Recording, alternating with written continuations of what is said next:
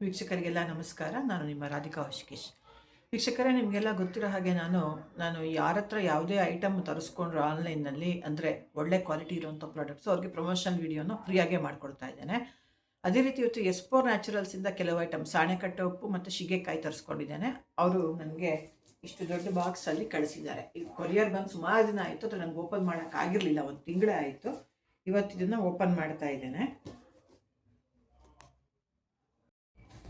ವೀಕ್ಷಕರೇ, ಈಗ ಈ ಬಾಕ್ಸನ್ನು ಓಪನ್ ಮಾಡಿದ್ದೇನೆ. ನೋಡಿ ಅವ್ರು ಏನು ಕಳಿಸಿದ್ದಾರೆ ನೋಡೋಣ. ಸುಧಾ ಸಂದೀಪ್ ಅವರು. ನೋಡಿ, ಇದು ಸಾಣೆಕಟ್ಟೆ ಉಪ್ಪು ಅಂತ. ಇದು ಅನ್ಬ್ಲೀಚ್ಡ್ ಉಪ್ಪು, ಸಮುದ್ರದಿಂದ ಮಾಡ್ತಾರೆ, ಗೋಕರ್ಣ ಸೈಡಿಂದು. ಮತ್ತು ಇದು ಶಿಗೆಕಾಯಿ ಪೌಡ್ರ್ ಅಲ್ಲ, ಶಿಗೆಕಾಯಿನೇ. ಇದನ್ನು ಹೆಂಗೆ ಉಪಯೋಗಿಸ್ಬೇಕು ಅಂತಲೂ ಹೇಳಿದ್ದಾರೆ. ಅಷ್ಟೇ ಅಲ್ಲ, ನಾನು ಸುಧಾ ಸಂದೀಪ್ ಅವ್ರ ಕಡೆಯಿಂದ ಇನ್ನೂ ಬೇಕಾದಷ್ಟು ತೊಗೊಂಡಿದ್ದೀನಿ. ನೋಡಿ, ಇದು ಆರ್ಗ್ಯಾನಿಕ್ ಕುಂಕುಮ ಮುಂಚೆನೇ ತೊಗೊಂಡಿದ್ದೆ. ಅವರೇ ಅರಿಶಿಣವನ್ನು ಬೆಳೆದು ಪುಡಿ ಮಾಡಿಸಿ ಅದಕ್ಕೆ ಅವರೇ ಕುಂಕುಮವನ್ನು ಪ್ರಿಪೇರ್ ಮಾಡ್ತಾರೆ. ಆರ್ಗ್ಯಾನಿಕ್ ಕುಂಕುಮ, ನೋ ಕೆಮಿಕಲ್ಸ್. ನಾವು ದೇವ್ರ ಪೂಜೆಗೆ ಮತ್ತು ದೇವ್ರ ಮುಂದೆ ಇಡೋ ತಟ್ಟೆ ಬಟ್ಲಿಗೆ, ಮಂತ್ರಾಕ್ಷತೆಗೆ ಎಲ್ಲ ಇದನ್ನೇ ಉಪಯೋಗಿಸೋದು.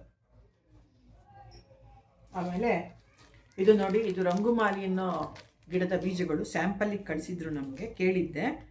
ಇದು ತೋರಿಸ್ತೀನಿ, ನಾನು ಫೋಟೋನು ಹೊಡೆದು ಹಾಕ್ತೀನಿ ಆಮೇಲೆ.